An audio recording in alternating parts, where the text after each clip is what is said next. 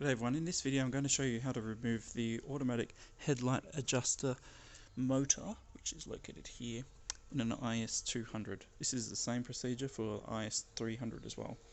Both of these cars have the automatic headlight adjuster motor, which is in the engine here. If you've got the xenon light globes, you need them as a requirement to be able to have those globes, because you don't want them pointing in people's eyes.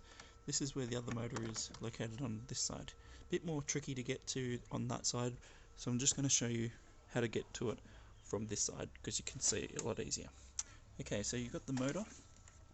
To disconnect it, pull that tab and lift up.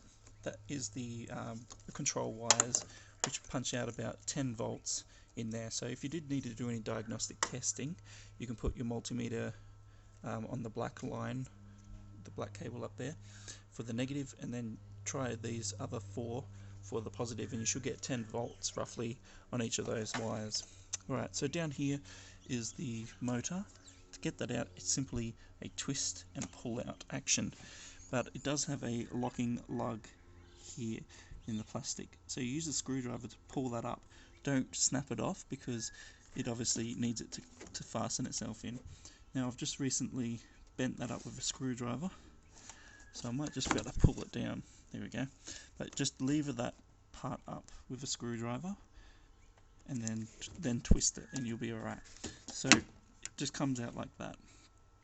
Oh, there we go. So that's the motor.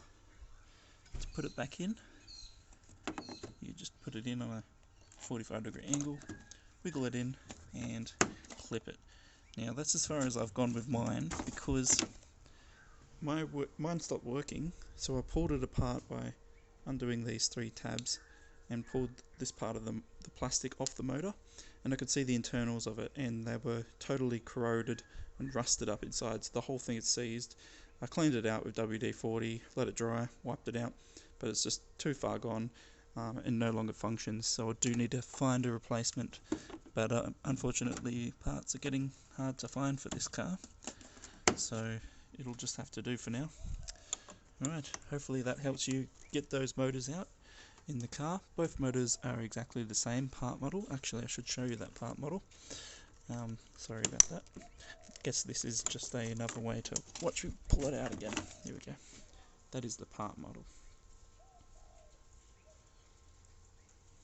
Okay. Well, thanks for watching. As usual, comment, subscribe, leave a like, and I'll see you all next time. Laters.